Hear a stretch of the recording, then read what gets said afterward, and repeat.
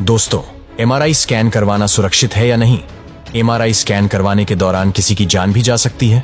MRI scan का इस्तेमाल शरीर के हर हिस्से की जांच के लिए किया जाता है, जैसे कि रीढ़ की हड्डी में किसी समस्या का होना, ब्रेन में ट्यूमर का या कैंसर का होना, हड्डियों से जुड़ी किसी चोट और हड्डियों से जुड़ी हुई कई समस्याओं के लिए डॉक्टर्स एमआरआई स्कैन की एडवाइस देते हैं। दोस्तों, अब बात करते हैं इसके खर्चे के बारे में, क्योंकि बहुत से लोग इसके खर्चे को लेकर काफी परेशान रहते हैं और इसका खर्च आपके स्कैन के ऊपर भी डिपेंड करता है। अगर आपको सिर्फ बॉडी के एक ही पार्ट का स्कैन करवाना है तो कम पैसे में हो जाता है। अगर आपको पूरा बॉडी का एमआरआई स्कैन करवाना है तो इसका खर्चा थोड़ा ज्यादा हो जाएगा।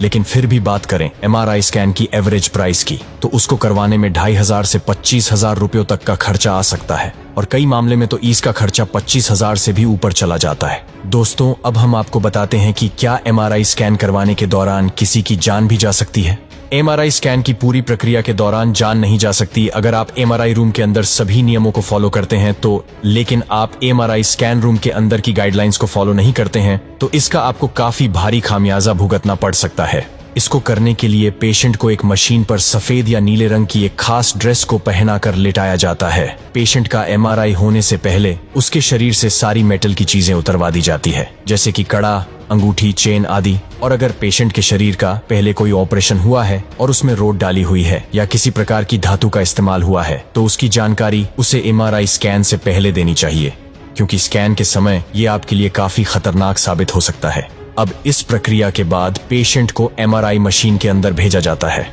अब मशीन के अंदर लगे बड़े बड़े मैग्नेट्स और रेडियो वेव्स की मदद से बॉडी के अंदरूनी हिस्सों और अंगों की तस्वीरें निकाली जाती है और उसे कंप्यूटर द्वारा ऑपरेट किया जाता है। इस कंप्यूटर को एमआईआर की चुंबकीय तरंगों से बचाने के लिए अलग कमरे में रखा जाता है, और एमआरआई स्कैन के दौरान अस्पताल में पेशेंट को हेडफोन पहनाए जाते हैं, क्योंकि मशीन के अंदर जो तेज आवाज पैदा होती है उससे पेशेंट को किसी प्रकार की घबराहट ना हो।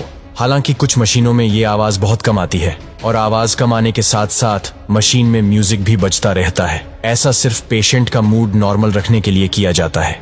वैसे तो एमआईआर स्कैन केवल कुछ ही मिनटों का होता है, लेकिन कई बार पेशेंट को 2-2 मिनट के लिए 3 से 4 बार मशीन के अंदर डाला जाता है। इसी दौरान डॉक्टर्स पेशेंट को कई बार सांस लेने और रोकने के लिए भी कहते हैं, क्योंकि अलग अलग पेशेंट की समस्या पता करने के लिए टाइम थोड़ा आगे पीछे हो सकता है। तो अब जानते हैं कि एमआरआई स्कैन से क्या पता चलता है।